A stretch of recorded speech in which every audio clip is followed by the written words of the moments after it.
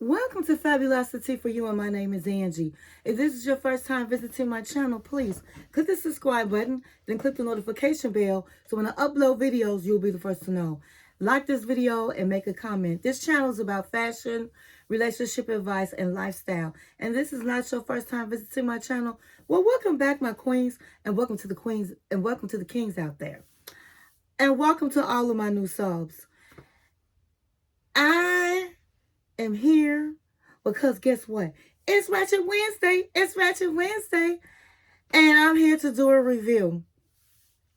I am reviewing the 90-day The Single Life Season 4, Episode 1. So go get your snack of choice, go get your drink of choice, and come back and sit with your girl, Angie. Text, email, call, send a message in the bottle, baby, and let everybody know that Angie is on the line. Episode 1 starts off with Chantel. And Chantel started the season by getting on the plane, honey, her and her good Judy's, and they went to Greece. And so she had taken her best friend, Destiny. She'd been knowing since the second grade. She took Callie, her hairstylist, who she's very good friends with, and her twerking coach, Mooley, I think it's Mooney, and she's great friends with them. And she just thought it would be a blast to go with them to Greece. And so they all had on these t-shirts. There was a guy waiting for them, the car service, and they had Chantel's party. And they showed him the t-shirts, and it says, divorced and looking for the D. That's what Chantel's shirt said. And then everybody else, I believe their t-shirt says supporting party. And they were just looking like they was ready to have a good time. So they get into the car and they all start talking and joking and all of the things that you do with your friends. And all of a sudden they ask for a cucumber. They asked the driver, do you know where they can get a cucumber? And he had it in the car. So, you know, that was a setup. And Chantel was just telling everybody that she was looking for a Greek man. And she loves to date men from different countries because they like to travel and she thinks it's adventurous and all of the things. But she did tell us in her show, the Chantel family, that she likes to date men from different countries because they like to get married rather than men in the United States. But she says she's looking for a Greek man, and she wants him to be body, and she wants him to be kind, and he wants somebody to make her feel safe and just love on her. Somebody that's generous, somebody has money, and somebody has the big D. So I'm like saying to myself, she's looking for a whole lot. You know, ain't no man out there like that. And if it that has everything, and if he do, he take it. Or if he do, you gonna have to fight them women. Okay? So she thinks she keeping it real, but she really not keeping it real. Okay? I'm keeping it real. So they end up telling the rules on this trip to Chantel. And Chantel, they told her, you have to do what we say, and you have to get 5 numbers when we go out tonight. And she was like, 5 numbers? I'm dusty. And then she said, that's why I'm here. I'm dusty. I have not been with a man. I have not talked to a man in like eons. She was married for 7 years, I believe. And so she has not had any type of pushing up on a man or a man pushing up on her. And so she's rusty. And so she want to come out and have a good time. And she just want to have free and do things she always wanted to do. And so with that being said, she gets to the hotel. They get to the hotel and she started reminiscing about what happened with her and Pedro, saying that her mom and family said this man was somebody that was a scammer, and she had to learn the hard way. And I'm not going to go into details about the relationship because I've done reviews on it. So you need to go back and look at the family Chantel and see for yourself. They're good, great videos, and get yourself caught up if you not caught up. And so she was just saying this time she knows better. She's been through it. Got a T-shirt for it, and she wants to find love. So she calls her mom up and she shows her mom the T-shirt, letting her know she made it. And mom was like, "Listen, don't bring no man home. You got to get a visa for." Okay. Okay, I'm with mama. And she was kind of mad. She got off the phone and she was like, "Listen, my mother has been really too much in my business. I don't appreciate the comments she made, whether she was right or wrong about Pedro." Now, my thing is, her mother is in her business and she do not need to mind her business. But in this case, I'm going to agree with her mother because my thing is, if you just got had by a scammer and you went through all you went through from somebody from another country, I wouldn't be jumping on the plane going to Greece looking for another one. No, not I. So mama do have a point, Chantel. So all her friends come around and she's pulling out her dress that she's going to wear, and she wants to be like a goddess, a Greek goddess. And the dress was long, but the dress was a freakum dress. The dress was real sleazy, honey. It had a split all the way up to her butt. She couldn't wear no panties with it. I guess she could have, but I guess she decided not to. And they taped her. She had big boobs, you know that. And they had to tape her boobs up. So she was basically naked under the dress. I know she's in Greece, but come on, girl. Come on, girl. Don't do that. Don't go there. Be classy and sexy. Not sex, not trashy. Be classy and sexy. Don't be trashy. But anyway, I guess she figured, hey, I got the body. I'm gonna do what I do. But I just didn't like that look for Chantel. But anyway, they go out and they go around the bar looking around, and they saw this guy sitting by themselves. They said, "Chantel, go on over there." Chantel Sasay's over there, honey, in this dress. And to me, with a dress like that on, she shouldn't have to go to nobody, in my opinion. But that's what happened. And so she goes over there and she talks to this guy, and oh my God, he's like looking like he just got off work, honey, and looking tired. And he looked at her and she was like, "Hi, my name is Chantel. What is your name?" And he was like, "My name is Adonis." And she was like, "Oh, wow, I like that name, Adonis." And he was like, "Oh, yeah, okay." And so he was like really acting like he wasn't interested. And she didn't have no game, honey. So she was like, "Well, what do you do what did you do for work?" And he's like, "I'm a sailor." And she was, "Oh, wow, you a sailor? Oh, wow, that's so interesting. That's so exciting." And he was still looking all duh, like, "Okay, girl, what you want?" And so she was like, "Well, can I have your phone number?" And he was like, "Well, sure. Well, write it down for me." Now, why she didn't just put it in her phone, I don't know. But he wrote it down, and she goes back to her friends, and they cheering her on. "Good for you, girl. You got you a number, girl. You got you a number." So they look around, they see this guy, and he was cute, but he looked real young. And they was like, "He's hot, Chantel. Why don't you talk to him?" They called him over. "Hey, hi, what's your name?" "That's our friend Chantel." Honey, now he had the right reaction. His eyes got big. He was like, "Oh, okay." And she was like, "Why don't y'all come? Why don't you have a drink with us?" So that's when he was like, "Well, hey, I'm 20 years old, but I can still have a drink." And they was like, 20? Oh, wow. He's young, but cute, but hot. So that was like, "Did you rode this motorcycle in here, right?" And so he was like, "Yeah." And it was like a scooter bike. And so Chantel was like, "Well, can I have a ride?" Now my hair almost blew back because I'm like, this girl don't have no underwear on. And you see her dress is up the butt, right? She gonna sit her behind on this bike because she don't know nothing who been on it or anything against her private parts. Girl, bye. That's when I was like, girl, bye. And girl, wow. I know you want to have a good time, honey, but you didn't have to do all of that. And my thing is, who lets their friend go with a stranger on a bike? He could have drove her off to hell for all anybody knew.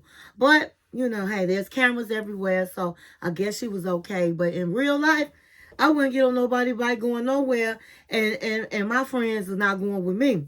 But they go and they come back, and Chantel is like, oh, I had so much fun. And so she says, for the ride, let me give you a kiss. And honey, she tongue kissed that man down. And I'm like, okay.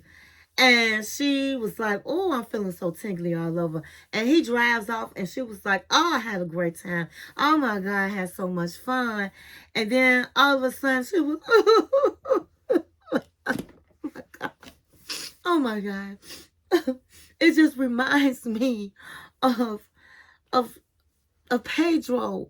When I met him, we were on a 4-wheeler, and that's when I was starting to fall in love with him. So I don't want to. I don't want to see. I don't want no man like that. I don't want nobody reminds me of Pedro. And you know, her people was like, girl, what is the matter? What is wrong? Because she like did that out of nowhere. But you know, at the end of the day, when you have not gotten over somebody you really loved, and a reminder comes up or something, it can set you back. Or some people, they can be having a good time and then they think about the person they love and just get sad and all of this and all of the things. And with that, show their friends if she is not ready. I really don't think Chantel is ready to date. I think I would have loved to see Chantel do the work of healing her heart.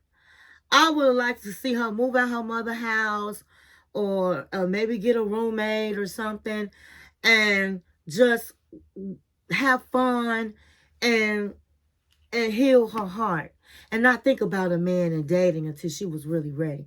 But I guess we have to see as this program goes along. It's just the first episode, how she recovers. Maybe she does end up being okay with dating.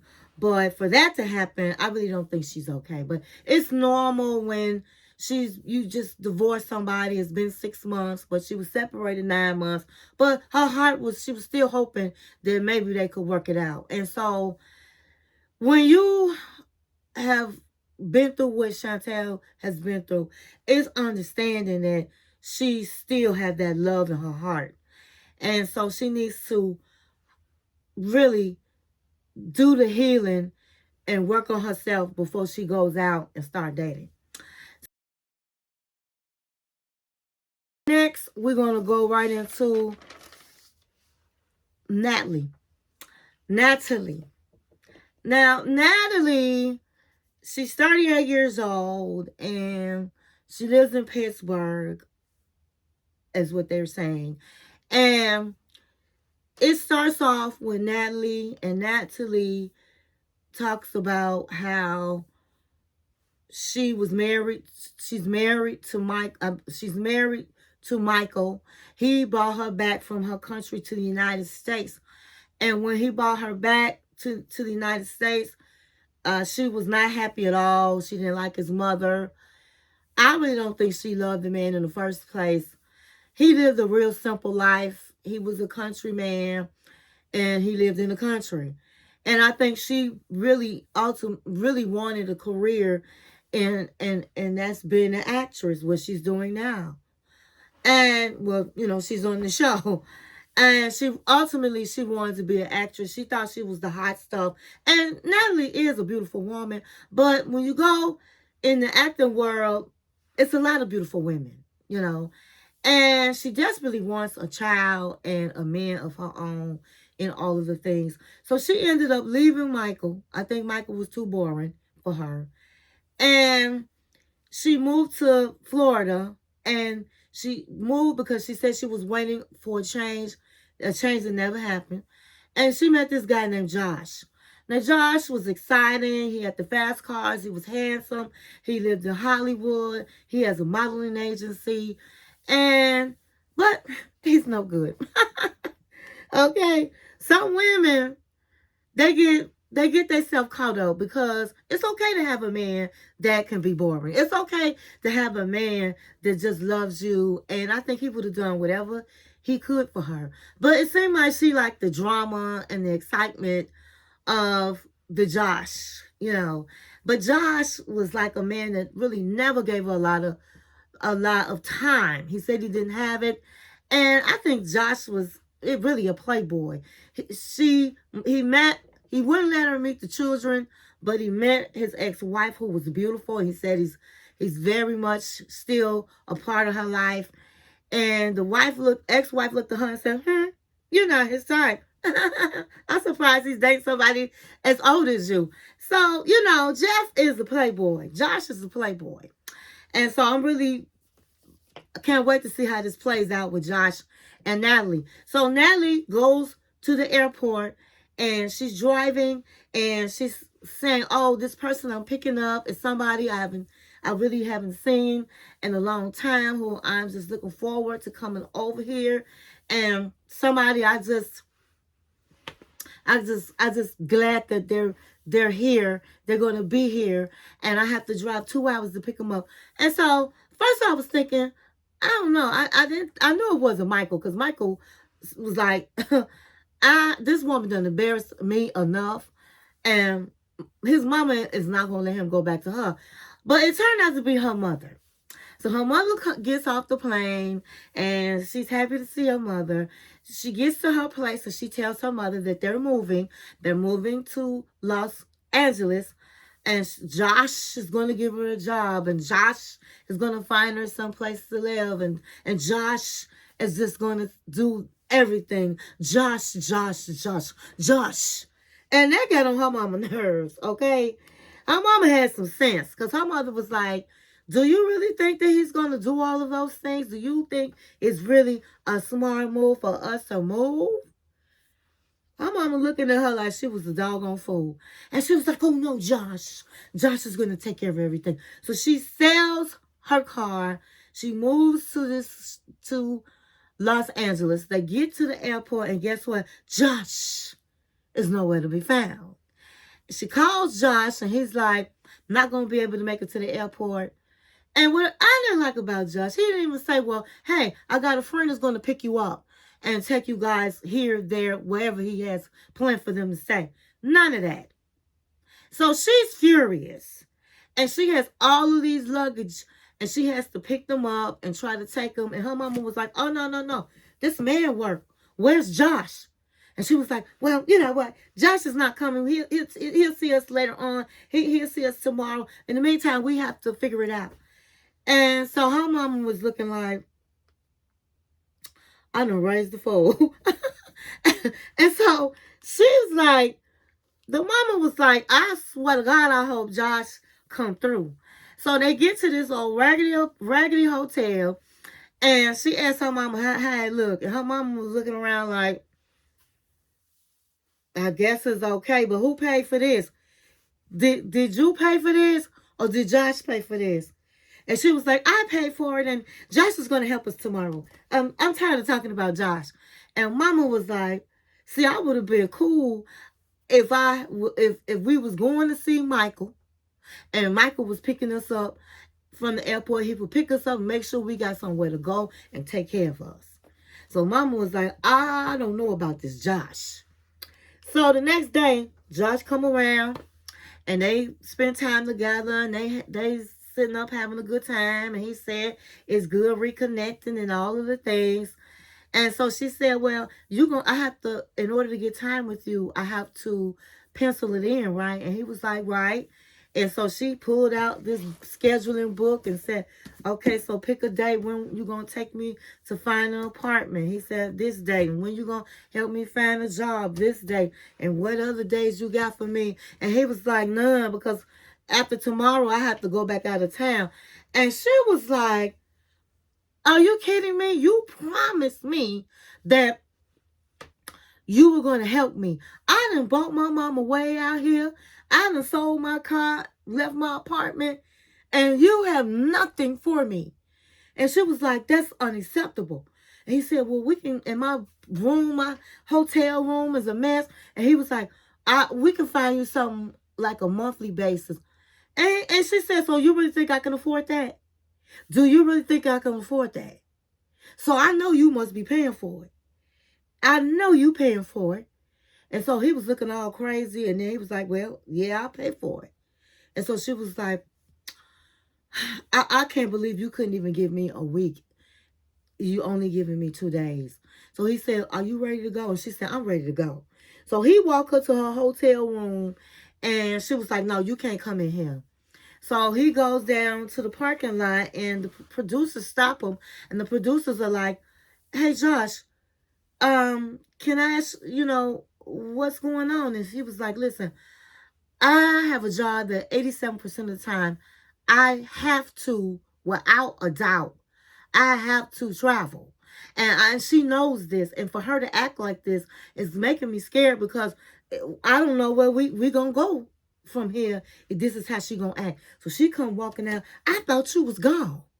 And she was like, I can't believe you did this. You know I got my mother out here. You know I don't have nowhere to go. You know I don't know anybody. You know I don't have no job. And this is how you do me?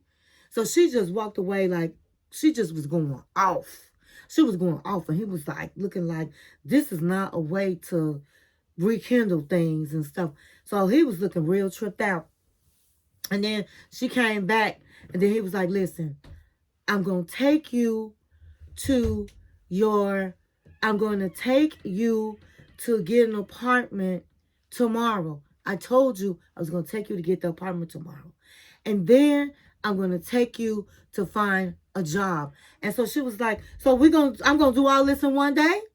And he said, listen, we'll figure it out. So, honey, I don't know about Josh, but I say this, that's her own fault.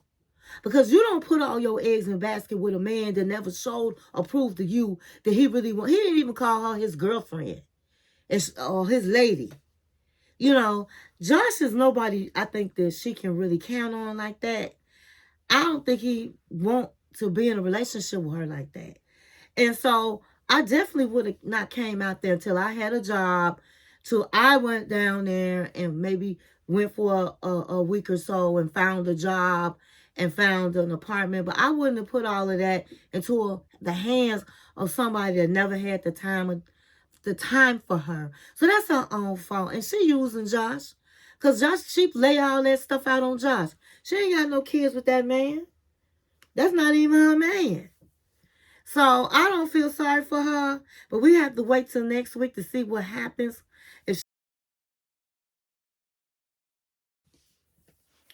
So the next person we're going to talk about is Tyreek. Tyreek is 33 years old. He's from Modesto, California. And Tyreek starts off, he's in the gym, he's exercising, and all of the things. Tyreek says his family calls him a teddy bear because a teddy bear that has a beard, and he says that he went to prom with his cousin, and he's never been out on a date in high school or college. He's never even kissed a woman. He says that his father died when he was 4 years old, and that his mama was always working, so he had to step up and be a man and take care of his siblings. He says that he doesn't want to have sex until he falls in love. They asked him who does he consider a sex symbol, and he says that the what is her name? He says that Hillary Clinton is who he considers to be a dream woman, because he said Hillary is a Scorpio. First of all, she's a powerful woman, and she's a Scorpio, and she's probably a freak in the sheets. And I'm like, who says that? Who really says that? That tells you the mindset of this young man to say something so ghetto and very ignorant. Um, so he goes into the spiel about he dated this lady online. I think her name was Carmela, and she was from Barbados, and she was a really attractive woman. And he dated her online for 4 years. He went down there, and she never showed up. He ends up finding out that he had been catfished, that he was really talking to a man and had been scammed out of thousands of dollars. And that's just crazy to me. You know what I mean? First of all, the woman that they showed wouldn't seem like a woman that would probably have been interested in him. He has no game, no conversation, and he's extremely overweight. And he says he has he says he has low self-esteem because of his weight. So I don't know how he thought he gonna pull this girl and all of the things. And he should have known something was wrong. But I guess he just hoped that this girl was true, and it turned out that she was not. So he decided he doesn't want to date online again. Good for him. And he wants to go out and meet somebody in person. So he ended up meeting somebody, and he meets up. He calls his friend and his female friend, and he wants to discuss how he should approach the woman that he met. So they show him getting ready to meet his friend in the shower, and it was just tripped out. It was brown around the drain. When he went to the sink, it was brown all around the faucet. Just nasty, you know. And he's doing all of this, and he has flowers, and he goes to meet this girl, and she telling him how to talk and what to say, and he was just real lame. He ends up going to the party, and the girl, you know, she said she liked big men, and some people do. Sometimes skinny people like small, big people, and big people like small people. It's just all on the matter of what you like. But I think she just was there for the cameras, because this man was not acting like a grown man. He was do you wanna is it okay if I and he's 30 something. What is he? He is 33 years old. Girl, bye. Girl, why? And she was helping him out and was like, yeah, I'll go out with you. And she was like, I think he's just so cute. He's just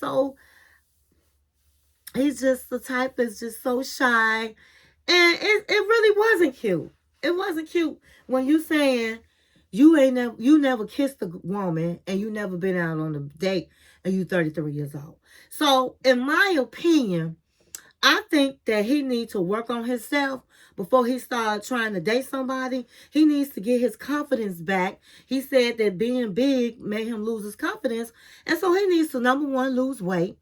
Number two, I think he needs to see a therapist, because it just don't seem right to me that you are that shy and not loving yourself enough to get out there in the world. It's plenty of big men that have women and players and going out on date and everything and have lots of self-esteem. So I think he needs to figure out why he's that way. Maybe it was from his death of his father at 4. I don't know.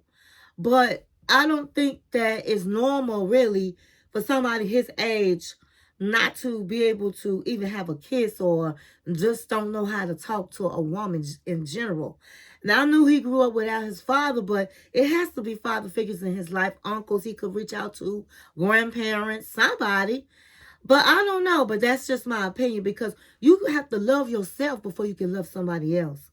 So that's the end on Tyreek. We'll see what happens next week. Okay, so the next person is Debbie.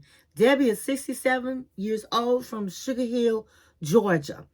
Now, Debbie had dated Osama, and he was 24 years old, and she went to Morocco, and basically when she got there, he was like, listen, either you're going to work on this, either you're going to work on this visa or I'm out of here. And she was like, oh my God.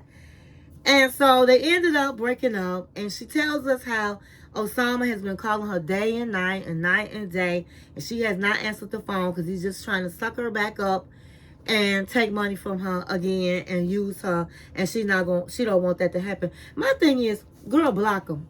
Lady, block him.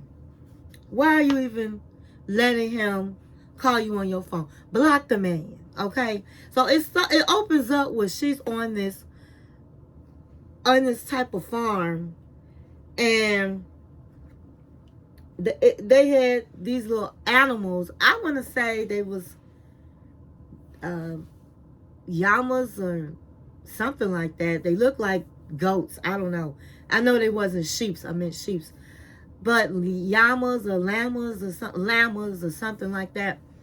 And she said she want to open up a petting zoo, and she also want to have a creative space where people can do their artwork or whatever they like to do to be creative.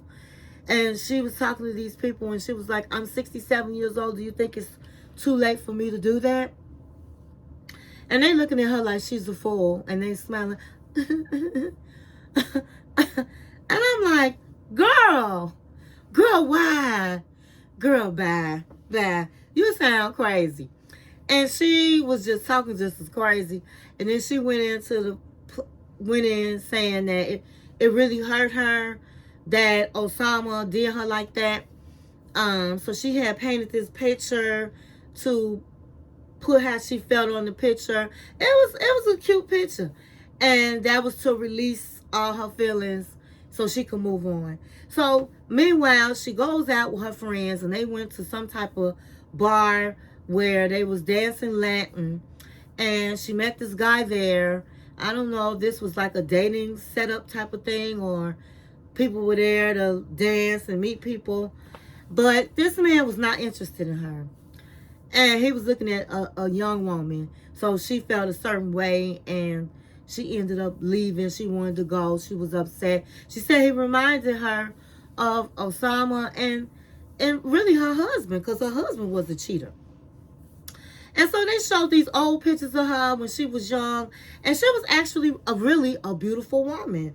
Really beautiful when she was a young woman. And it showed how she was build a family with one man, and then he cheated on her. And so she has a baggage because the men that she loved had cheated. And I guess, I don't know, she decided to go with Osama because Osama was paying her attention, but Osama was 24 years old. For the kings and queens out there, I don't know why some of you guys like these real young people. Now, if this woman is 67, why would she want to date a man 24 and really believe that this man cared for her like that? I'm giving a public announcement. 9 out of 10, they using you. They want your money. And you have to think about it. Do you think if she was 24 years old, she would want somebody 67 years old? Does that really make sense? Not to me. So she's saying she wants to find love. And she wants that heartbeat love. She wants that love that, hey, that just tingles her body. Girl, you should have had that by 67 now. Not to say she can't have it, but what she needs to do, she needs to do a makeover. Because she's really an attractive woman. She needs to cut all that hair off, or take all that weave out, and get her a little shoulder bob, or cut it up to her chin. But because she like long hair, a shoulder bob. At least not a shoulder bob, but at least to her neck type of bob. And she need a whole new wardrobe. Okay? She needs to revamp herself because she look a hot mess. A hot mess. And she's not going to find nobody that really wants her and be attracted to her if she don't do a makeover. So, another public announcement. When you're out there and you're dating, guys, if you never looked at my channel and looked at some of my videos I do on relationships, I talk about a variety of things, and one of them is you really have to make sure that you're taking care of yourself as far as with your looks, your appearance. If you know you need to get your teeth fixed, get your teeth fixed. If you know you want to lose weight, lose weight. If you know that maybe you need a new hairstyle, get a new hairstyle. If you know your clothes are outdated, then get pieces and build your wardrobe up. But don't just go out there and think, hey, somebody need to take me as I am. Because it's just not going to happen. You're not going to find what you're looking for. You want to always be the best version of yourself. And so that's what I was really saying about Tyreek. Before you get out in the dating world, be the best version of yourself. You don't want to come with baggage. You know, he has baggages. He had baggages of just how he looked and being overweight and maybe, I don't know, it could be that he didn't have a father figure in his life. With Debbie, she just really needs to work on her appearance, and then maybe she could find her somebody. But anyway, that's all I have. I hope you enjoyed the 90-day living single. 1, 2